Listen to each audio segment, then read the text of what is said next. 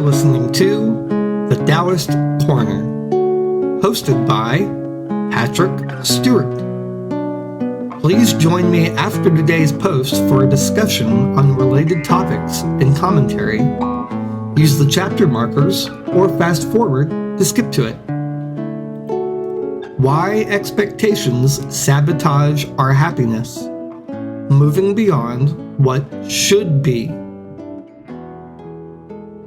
I love my mom, but her view of the world makes me hurt. Mom's life did not evolve as she wanted it to when she was a child, and when she grew into an adult, people kept throwing monkey wrenches in her life's gears. Almost nothing happened as she expected it, and that's a problem. Her parents didn't exactly have a caring relationship for their oldest child and only daughter. When Mom was hurt, they didn't seem to care and would leave her at home to struggle. When Mom was 16, they moved to Dallas, Texas, with little regard for the life she had begun to create. During the abusive years with my father, they told her it wasn't that bad and to deal with it. Even still, Mom thought, if she fought hard or believed strongly enough, her reward would be a caring husband and financial security in her old age. After all, this future was promised to her by her faith and tradition. Instead, she found another abusive husband and a second divorce, now living in a tiny house in East Texas alone, nearing 70 years old. I can't count the number of times Mom told me this isn't how it was supposed to be. I wasn't supposed to end up alone at this age, and I didn't deserve any of this. I agree. She didn't deserve any of the hardships given to her. No one does. And I don't blame her for the anger or outrage. For the last 40 years, I've been through the same hardships, and we can't go back. However, moving forward, it's important to realize one key phrase that Mom and everyone else can avoid using is should be and supposed to be. For example, this should have never happened, or things are not supposed to be like this. Expectations about life and our path through it are toxic to our mental health. When I was 22, my girlfriend of 6 months broke up with me. With my dad gone from my life and Mom battling depression, I tried to find my own answers. A friend told me to wake up every day and state, "Today is going to be a good day."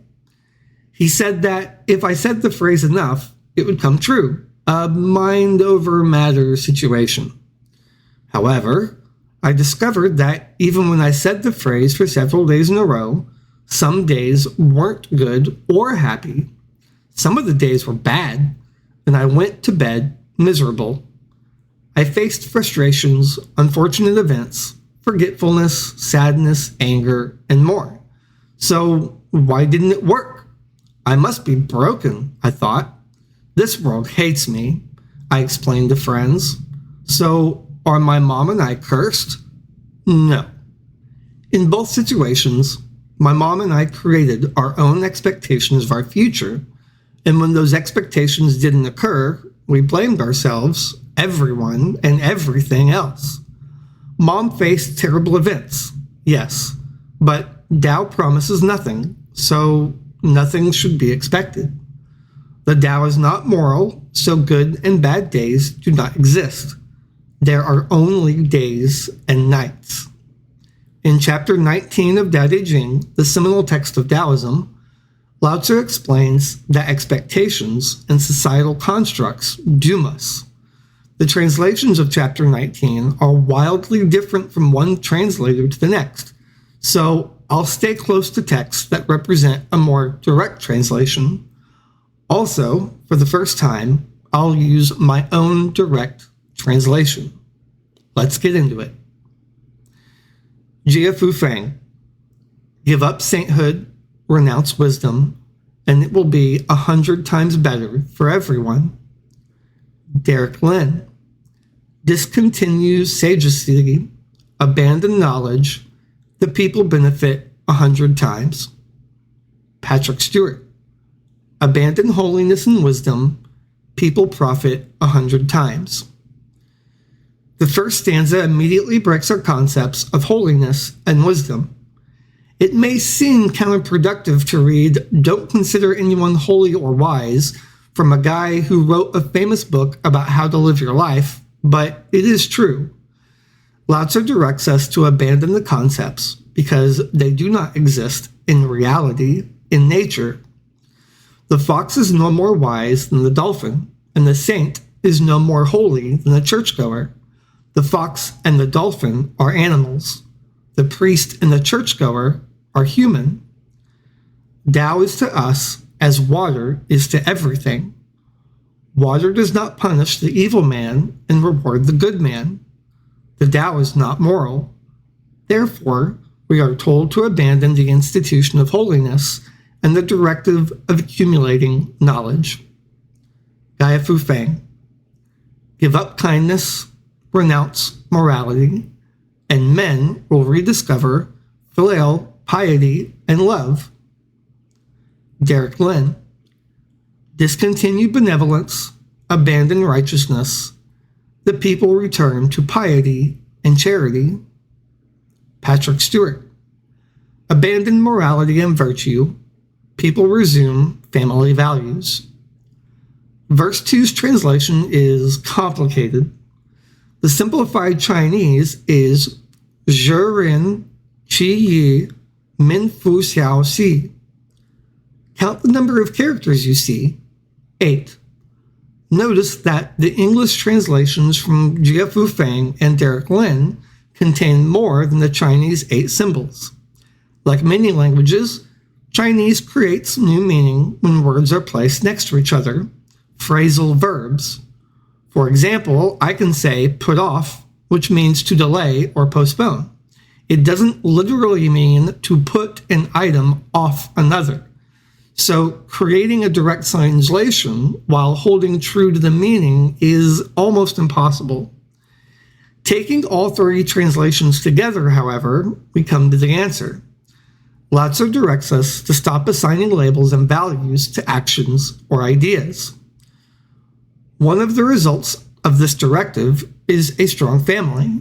In fact, filial piety in Jia Fu Feng's version is a word-for-word translation.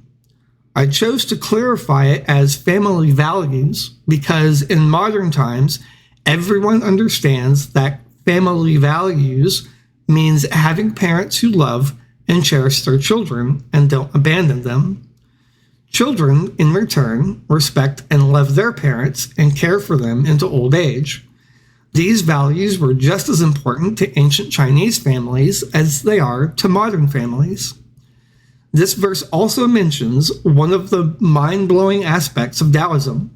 The Tao is not moral because morality isn't real. This is the most personal and challenging lesson in Taoism. Actions and beliefs cannot be good or bad in a universal sense. While murder is destructive, painful, and against the creation of life, death is the other half of the equation. We cannot grow without decay. There is no life without death.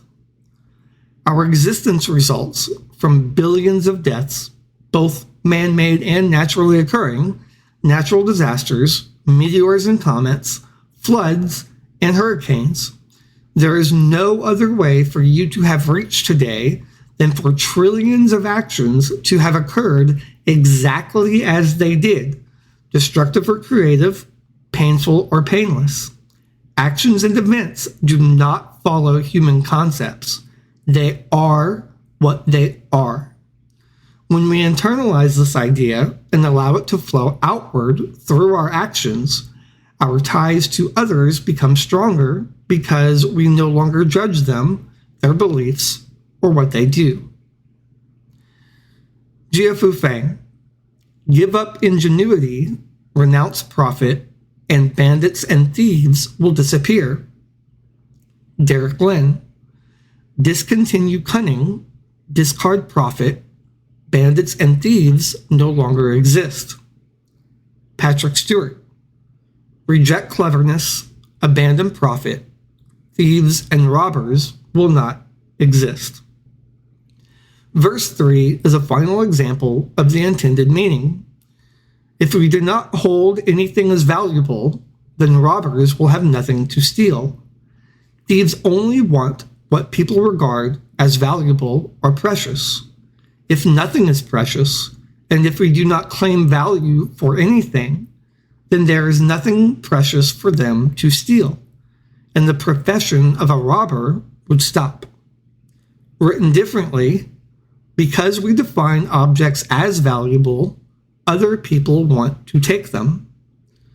The definitions and labels we place on people, places, and things separate them when they are not separate.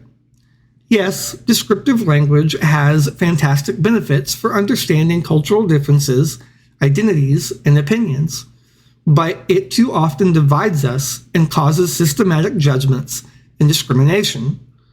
Rather than clinging to self-identifying letters, colors, or traits, instead allow people to be neighbors, friends, and colleagues. Jia Fu Fang. These three are outward forms alone. They are not sufficient in themselves. It is more important to see simplicity, to realize one's true nature, to cast off selfishness, and temper desire. Derek Lin. These three things are superficial and insufficient. Thus, this teaching has its place. Show plainness, hold simplicity, reduce selfishness, decrease desires. Patrick Stewart. These three things are ornamentation and insufficient. Therefore, ensure you have a profound sense of purpose with Tao. Return to a state of simplicity. Reduce personal agendas and lessen desire. As Lao Tzu often does, he summarizes his lesson by contradicting himself. The previous three examples are simply that, examples, not the whole. Lao Tzu states we should let go of rules and expectations by lessening our desires. This includes Lao Tzu's expectations. Instead of forcing our desired outcome on others, allow the result of Tao to be what it is. Modern English has its own version of the final line, lower your expectations. While you might think the key word is expectations, the actual keyword is lower. Remember, natural emotions and feelings are from Tao, and expecting a future where you no longer have those is not aligned with Lao Tzu's teaching.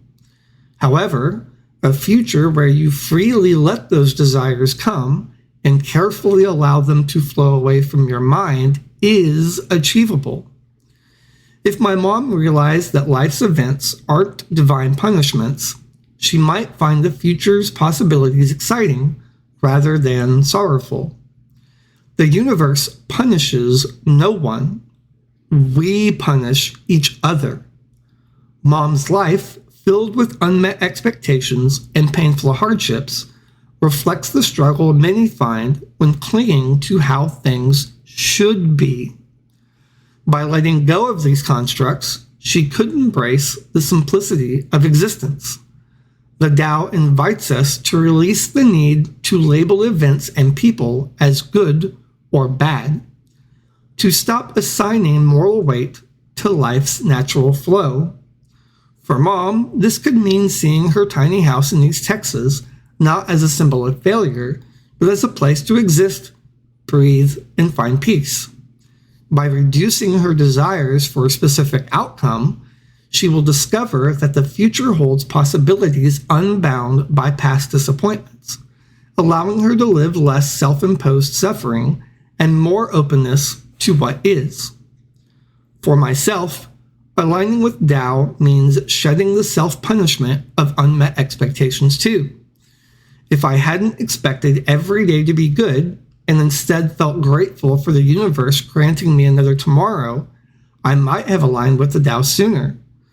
Instead of waking each day demanding it to be good, I can greet tomorrow with gratitude for simply being. This shift doesn't erase pain or frustration. Those are part of life. But it frees me from the cycle of blaming myself when life doesn't go according to plan. We can find freedom when we stop labeling and expecting and instead live in harmony with Tao. Hey everyone, I hope you enjoyed the article. I thought I'd try something a little different today by adding some extra commentary. You can hear what it sounds like to actually talk to me and not have me just read a script all the time. So the inspiration for this particular piece was from a Substack newsletter I subscribe to. He goes by the name The Daily Chocolate Taoist. A line in one of his articles was talking about the Tao Te Ching and expectations and how those can kind of manipulate our perception of not only our current self, but past events as well as future events. I have my own experiences with improper expectations from my past, and also in the way I judged others. I know I touched on it in the article, but I have had more than one relationship where my partner had a past that I didn't necessarily agree with, and I seem to always find the same type of girl over and over again. So it was something I dealt with all the time, and luckily I was able to move past judgments and move past how women should behave and how they should treat their body and how they shoulds and coulds and woulds and all those things. I was able to give those up and am now happily married with 3 children. So if you're struggling with that, I know you can do it. And the article is an attempt to explain how to overcome some of these obstacles. A teacher of mine once told me that worrying about the future is anxiety, and worrying about the past is regret. So if you can find a method that helps you stop worrying, then both of those emotions can be done away with. If you can live in the now and be happy here, or if you can live now, it will make you happier, right? Because the past, you can't control the past. All you can do is learn from actions you have taken. If you think too much about the future, you get anxious. Oh, what's going to happen? What's coming my way? How can I prepare for this? And sometimes, yes, you need to do your job. You need to do it well. And that will prepare you as much as you need to be prepared for the future. Trying to control things that can't be controlled is where a lot of that spiraling has occurred for me. So if I make sure that if I live today, that means I'm doing what I need to. I'm accomplishing the tasks that need to be accomplished. I'm taking care of the people who I live with, my wife and my children and my extended family. And that makes me feel good. At the end of the day, I know I've done what I need to and I can move forward. With labels, I have a personal vendetta against labels. I'm not sure exactly where this may have started. I think it started from about 5 or 6 years ago, where it just seemed like everyone was adding a new label and people were dividing themselves and dividing this people group into these parts and this people group into these parts. And it never seemed to end. And even today, I've learned a new definition of a new word, and the creation of new words is as old as language. And that's in and of itself not an issue. The more we divide each other and the more we label each other, the more opportunity it is to forget who we really are, which is friends, neighbors, citizens, relatives, lovers. These are the descriptors and the labels that really matter. And it's okay to call yourself whatever you want to call yourself. Like I said before, it's not the fact that these labels exist that are the problem. The problem is when we segregate ourselves based on these made-up definitions. Nobody has a definition of themselves that is from nature.